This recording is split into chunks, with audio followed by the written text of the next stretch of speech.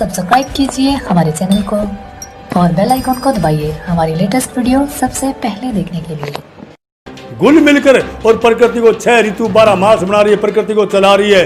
ऋतु book, मित book, हित book, ये हमारे देश का कल्याण 6 ऋतु 12 मास बन रहे हैं। वो परमात्मा प्रकृति को की आवाज में आपका स्वागत है। जी हाँ, मैं इस वक्त मौजूद हूँ इलाहाबाद के अंदर। इलाहाबाद का गांव है मिट्टी सुरेला।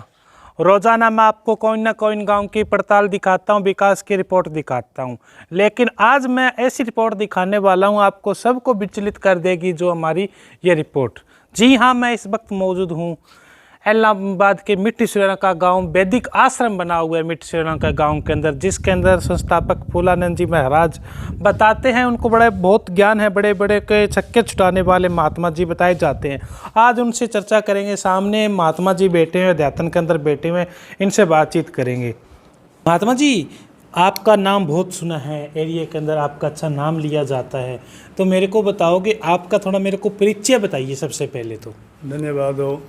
सबसे पहले तो यहाँ आने का आपका हार्दिक स्वागत, अभिनंदन। सबसे पहले मैं बोलूँगा, मेरा परिचय ये है, वैसे जन्म तो हमारा यहीं मिट्टी सुरेला में हुआ है, लेकिन मुझे अनुभव का जो मेन उद्देश्य था वो बैठे बैठे जोधपुर के साथ एक गांव है बनाड़, वहाँ के स्वामी बिरजापुरी जी हमारे घर के अंदर बैठे थे। बैठे बैठे अचानक और किसी से बातें लग रहे थे, लेकिन अचानक सुनते सुनते मेरे बड़ा ख्याल उत्पन्न हुआ।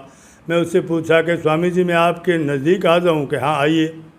वहाँ से मैंने जो दीक्षा ली और उसके बाद में मैं नौजवान था, 18-19 साल की उम्र थी मेरी जी। तो मैं गृहस्थ के अंदर काम में रत रहा, लेकिन पूरी रात योगाभ्यास में रोही में जंगल में बैठा रहता। चलते चलते समझ 2003 जब लगा जी, तो आदरणीय बंधुओं में गंगा हनुमानगढ़ और जंक्शन के बीच ट्रेन में बैठा था। बैठे बैठे ऐसी ध्यान में तो परमात्मा की ऐसी कृपा हुई, मेरे ऐसे ख्याल उत्पन्न हुआ, नंबर आए मेरे आगे, तो मैं बोला क्या पढ़ूँ। मैं बार बार पढ़ रहा था। वो हमारा पहला हेडिंग वाक्य है, सबकी उन्नति, सबको प्यार, सबको शिक्षा का अधिकार। बस फिर उसके बाद में तो मैं सोता जागता ग्रंथ के लिखने में लग गया और योग अभ्यास में बहुत बल रहा मेरा। तो मैं जब 36 साल की मेरी उम्र हो गई, जब मुझे कुछ परमात्मा का एहसास हुआ, तसल्ली हो गई कि ये मार्ग सत्य है। वहाँ से चलते चलते मैं 40-42 साल की उम्र में आया तो मुझे गुरुपद बैठा दिया गया और सब कामों में रत रहा। मैं धीरे धीरे ये वाणी संग्रह, मुझे इतिहास भी लिखा है, एक आत्मज्ञान का इतिहास, इसका नाम है नारायण अनुभव सागर वाणी प्रकाश नाम है इसका। एक इतिहास भी मैंने बनाया है जी। इसके अंदर मेरा मेन उद्देश्य ये रहा है कि पूरे विश्व वर्ल्ड के अंदर मानव जाति का उत्थान कल्याण कैसे हो, मेरी ये लगन रही है जन्म से ही जी। मैं जब अध्यात्म में जुड़ा तो ये लगन रही जी। सबसे पहला मेरा मानव जाति के लिए, सबके लिए एक बड़ा संकेत इशारा है। अच्छा, आपने जो नारायण सागर वो ग्रंथ लिखा है, जी हाँ, क्या सोच समझ के लिखा? आपकी शिक्षा कहाँ से स्टार्ट हुई? मेरी शिक्षा स्टार्ट यहीं से हुई कि मानव जाति एक पूरी चारों खानियाँ के अंदर बहुत महत्वपूर्ण है। इसके अंदर कर्म भोग भी है और भविष्य के लिए कर्म बना भी सकते हैं, मजोनी चेंज कर सकते हैं। इसके लिए सबके लिए मेरा तपोबल, और मैं इतिहास लिखा भी सबके लिए काम करूँ पूरे जीवन। पढ़ाई कहाँ तक करी थी? नहीं पढ़ाई जी, अनपढ़, बिल्कुल जीरो, अनपढ़ हूँ, कोई पढ़ा लिखा नहीं हूँ मैं। अनपढ़ हो फिर इतना ज्ञान है, जो परमात्मा की असीम कृपा, योग की, कर्म की, कुछ कहो, मैं कुछ नहीं जानता इसके बारे में। तो फिर मैंने पहला तो नंबर ये तो भजन वाणी तो आपके सामने है। सबसे पहला मेरा उद्देश्य है कि प्रत्येक मानव को, जहाँ मैं प्रोग्राम करता हूँ, सबको हाथ जोड़कर प्रार्थना करता हूँ। ना मैं कोई प्रथा बनाता हूँ, ना मैं पथ बनाता हूँ, सबको कहता हूँ आदरणीय बंधुओं, ये मानव जन्म जो है, सबसे पहला हमारा खजाना है स्वास्थ्य। तो आइए प्रकृति से जुड़ने का अच्छा एक ढंग बता रहा हूँ सबको। सबसे श्रेष्ठ मेरा ये मेन उद्देश्य ये है। तो वो क्या है, जब सुबह 4 बज गए, 4 से 9 बजे पर्यंत 5 घंटों का इतना सुंदर टाइम है, प्रकृति ऑक्सीजन देती है। और मैं आपको भी यही कहूँगा, धन्यवाद हो आप पत्रकारों, मैं आपको यही कहूँगा कि 24 घंटा में आधी घंटा आपका जीवन मुझे देकर ही जाएंगे। वे बिल्कुल ठीक कहता हूँ मैं क्या कहूँगा आपको, 4 बजे के बाद में जब कभी आपको समय मिले, आप जैसे मैं बैठा हूँ इस ढंग से बैठना है, केवल रीढ़ की हड्डी को सीधा करना है। देखो नज़ारा मानव जाति का, देखो प्रकृति का उपहार। ऐसे बैठकर मुख बंद करके नाक से लंबी सांसें खींचो और यथाशक्ति रोक कर धीरे धीरे बाहर काट दो। ये आधी घंटा 45 मिनट का टाइम हर रोज़ लेते रहो। मैं कहता हूँ 27-28% बिना दवाई रोग विदा हो जाएंगे, आपके रोग लगेंगे ही नहीं। सबसे पहला मेरा ये पॉइंट है। मैं इस विषय पर बोलता रहा, जीवन भर सत्संग करता रहा। दूसरा मेरा विषय ये है कि मैं बड़ी अच्छी गहराई से सोचा तो प्रकृति के अंदर ये मानव जाति कितना नुकसान कर रही है, कितना गंदी सांस फेंक रहा हूँ मैं। अच्छा सांस लेता हूँ, गंदा बाहर फेंकता हूँ।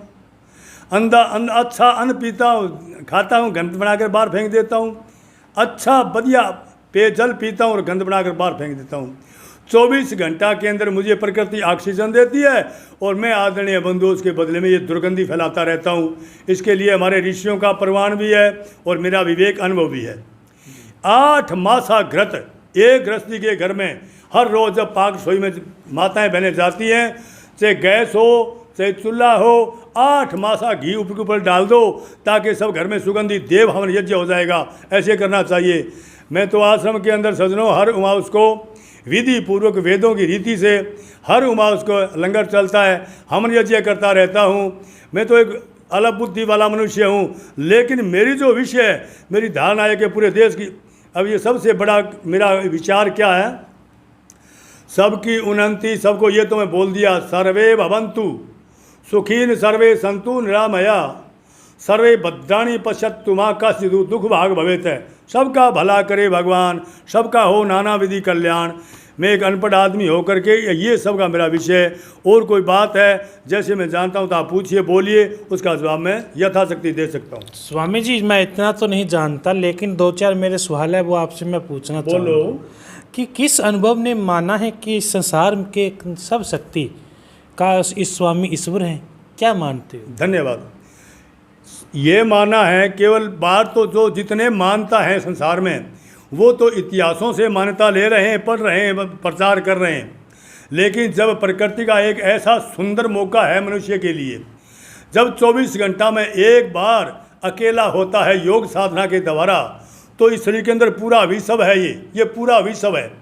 इसके अंदर परमात्मा की गति को मैंने कैसे देखा, परमात्मा की 2 गतियाँ काम कर रही हैं पूरे देश में, वर्ल्ड में, रचना में। एक तो भूमा ब्रह्म सबसे अलग सूक्ष्म गति से, और दूसरी गति प्रकृति के अंदर घुल मिलकर और प्रकृति को 6 ऋतु 12 मास बना रही है, प्रकृति को चला रही है। ऋतुभुक, मितभुक, हितभुक, ये हमारे देश का कल्याण, 6 ऋतु 12 मास बन रहे हैं। वो परमात्मा, प्रकृति तो जड़ है और परमात्मा चेतन है।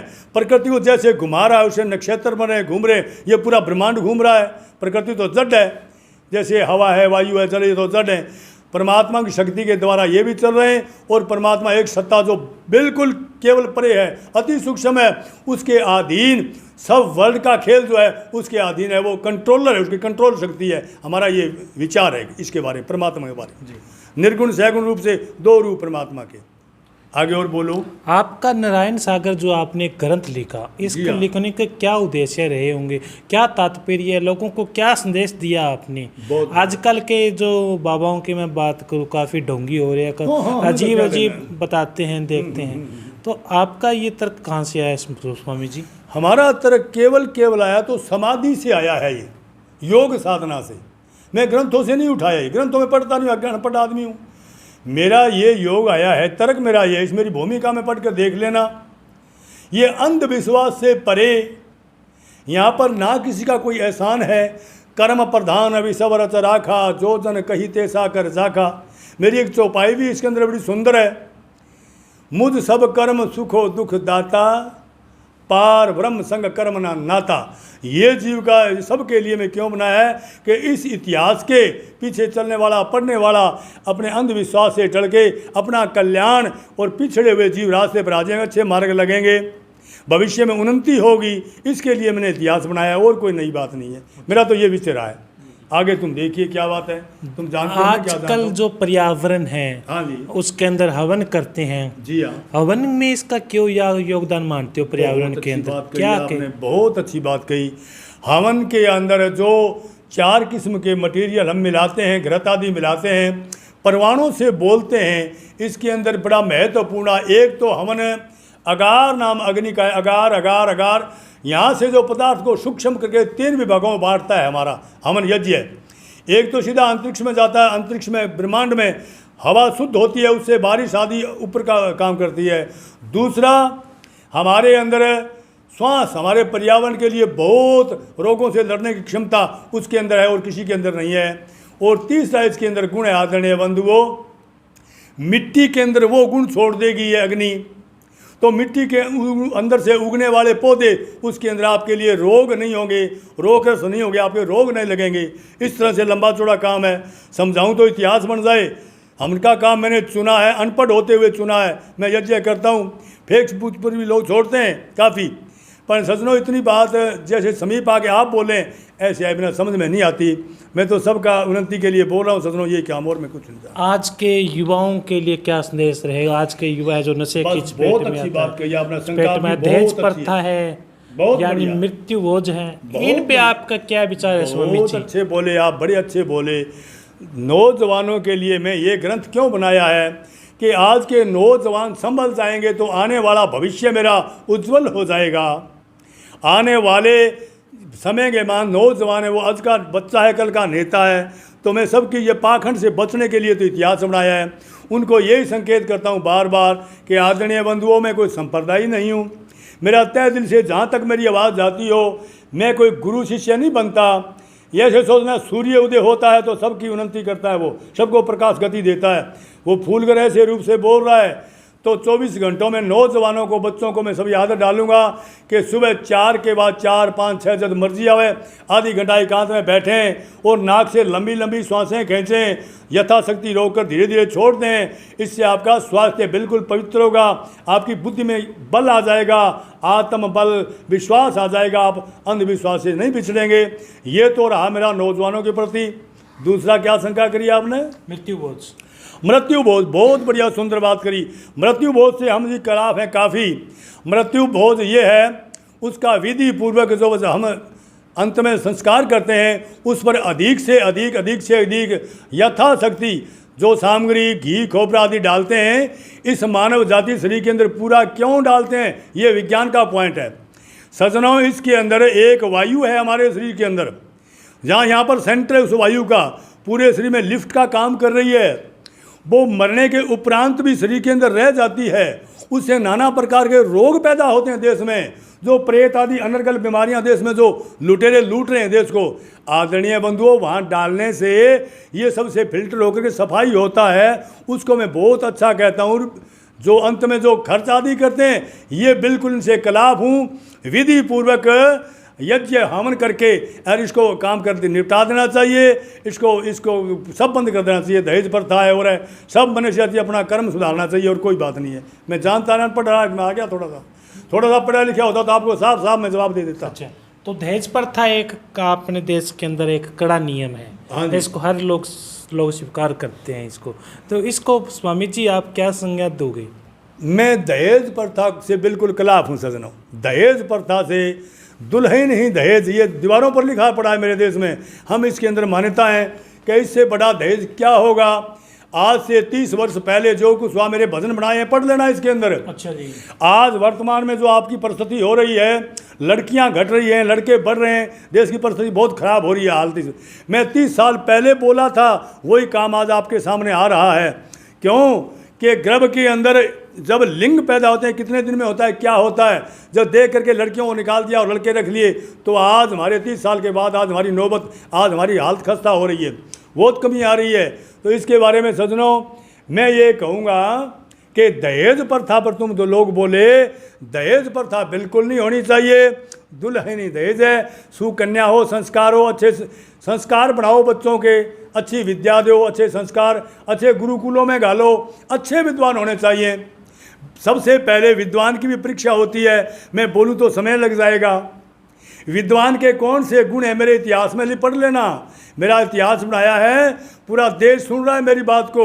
आदरणीय बंधुओं, मैं कोई संप्रदाय नहीं हूँ। इस इतिहास को खरीद कर पढ़ के देख लेना कि साधु कैसा चाहिए, हमें कर्म क्या करना चाहिए, हमें कैसे जीना चाहिए, हमें कैसे न्याय पर चलना चाहिए। इस इतिहास में सब कुछ आपकी कृपा से, जो कुछ मैं जानता नहीं हूँ ये लिख दिया सजनों, मैं और क्या बोलूँ। इतिहास के अंदर आपका सबसे अच्छा है जो वो ग्रंथ लिखा हुआ है, वो कौन सा है? भजन है या चौपाई है या कन्नद है? कुछ सब अच्छे हैं, इसमें कोई ना माड़ा नहीं है, सब अच्छे हैं जी, सब अच्छे हैं। मेरा जो कर्म का है, बार बार मेरा फोकस है कर्म पर। मानव जाति लेकर किसी विद्वान के साथ मिला कर्म पवित्र करोगे। सर्वन मनन निधि ध्यासन, ये 3 चीज़ें होती हैं मनुष्य के लिए। तीनों चीज़ मेरे सारे भजनों के अंदर मिश्रित है, बिल्कुल मिला जुला है। कर्म प्रधान है, मेरा मेन फोकस कर्म पर है सजनों, और कोई बात नहीं है। कर्म अच्छे करेंगे, अच्छे संस्कार होंगे, पाप पुण्य से सुकृत कर्म करेंगे, निष्काम कर्म करेंगे, यज्ञ करेंगे, कोई मांग नहीं करेंगे। मेरा पूरा जीवन भर बोलता रहूं तो विवेक मेरा पूरा नहीं होता। तो स्वामी जी, आपको इतना अच्छा ज्ञान है, आप इतने अच्छा वक्ता हो, एक बड़े बड़े साहित्यिक लेक्चरर भी आपके आगे फेल हैं, तो क्या आपने कोई राजनीति के अंदर कोई ट्राई किया था? क्योंकि आपके आजकल योगी महात्मा है बाबा है जो राजनीति के अंदर काफ़ी रुख कर रहे हैं। बहुत अच्छी बात पूछी आपने, बड़ी धन्यवाद हो। आदरणीय बंधुओं, ये तो संस्कार के अधीन होती है। पीछे के संस्कार लेकर मनुष्य जन्म में आता है। इसके अंदर 2 क्रिया हैं, एक तो भोग है, एक कर्म है। जिनके संस्कार में अध्यात्म पूर्णतः अध्यात्म का विषय नहीं आता, वो फिर मान बढ़ाई के भूखे एमपी बने हुए राजनीति में घसट जाते हैं, राम चले जाते हैं।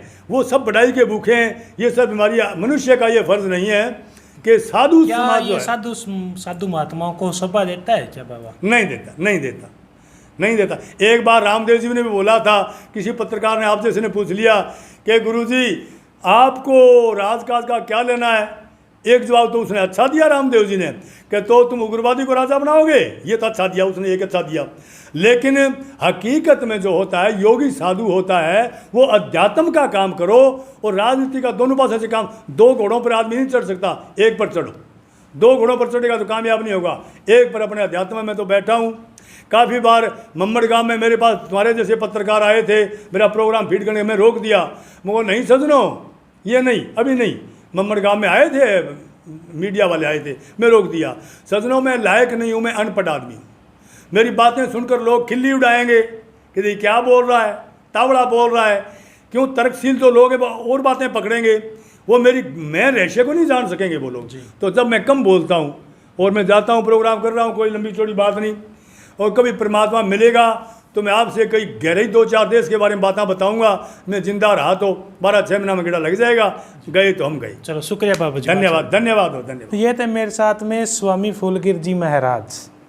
काफ़ी अच्छे लगे, अच्छे विचार सुने आध्यात्मिक के बारे में। मेरे को दिल को भी कुछ सुकून मिला इनकी बात सुनकर।